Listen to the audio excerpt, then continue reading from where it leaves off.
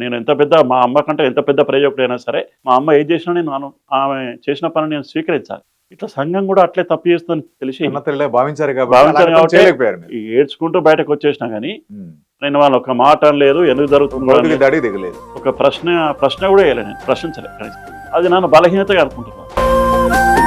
నీ గుండెంత గాయాలు చేసిన ఈ జనాలు అనుకున్నావే నా వాళ్ళు, నీకు వేవేల దండాలు వెలివేశామయ్య గుళ్ళో దేవుణ్ణి.